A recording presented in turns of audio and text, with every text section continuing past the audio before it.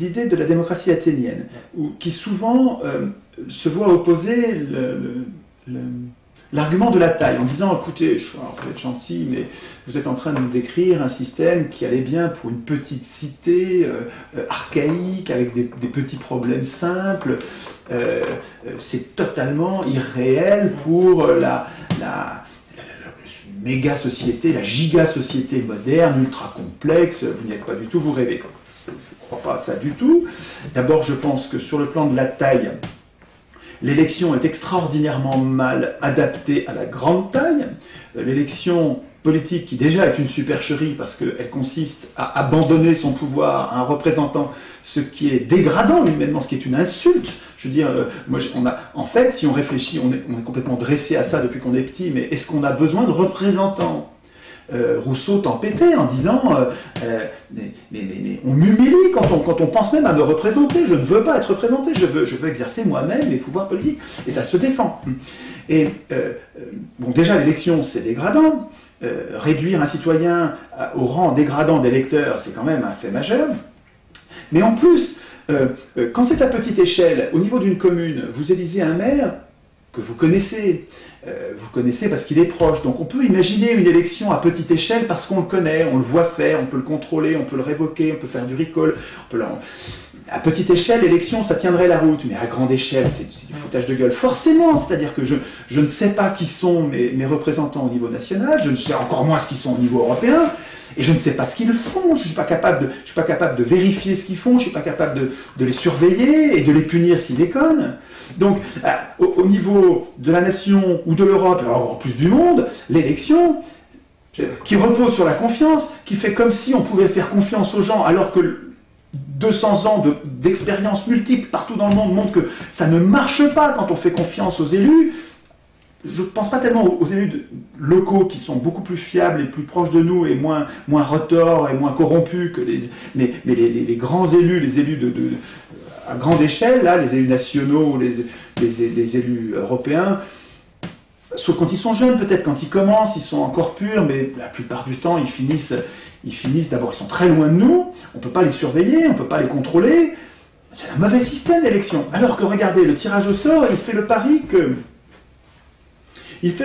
qu'il sait qu'il assume que nous ne sommes pas parfaits. Les Athéniens savaient qu'ils n'étaient pas parfaits, qu'ils étaient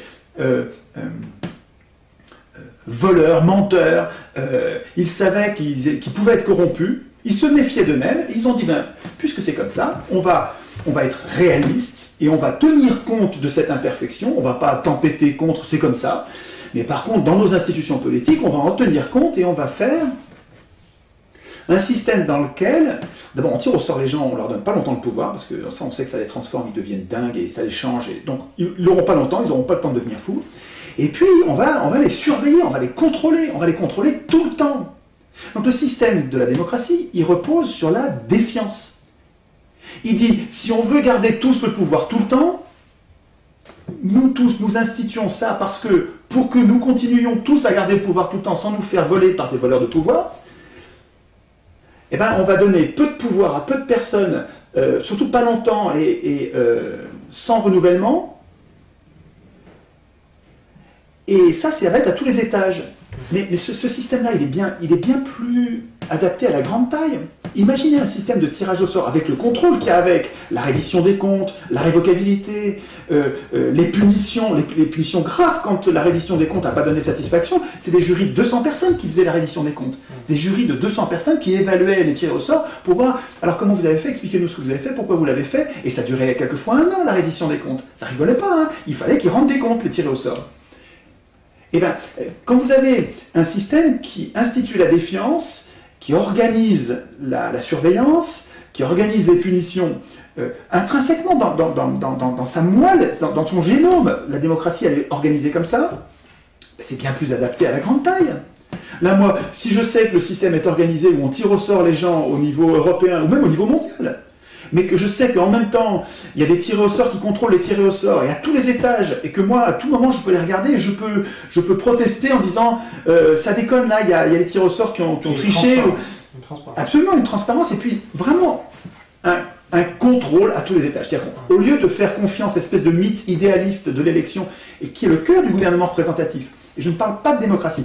Quand on parle de nos régimes actuels, je ne parle plus de démocratie. Parce que c'est ça notre prison politique. C'est que nous appelons nous-mêmes, nous, les citoyens de base, pas ceux qui ont le pouvoir, et pas sur injonction de ceux qui ont le pouvoir, mais le fait que nous acceptions d'appeler nous-mêmes démocratie, ce qui est son strict contraire, ce qui a été voulu par Sieyès en France, Pattison aux États-Unis, ce qui a été voulu par ses concepteurs comme le contraire de la démocratie, nous acceptons de l'appeler nous-mêmes démocratie, mais nous nous privons du même coup de la capacité même d'imaginer l'alternative.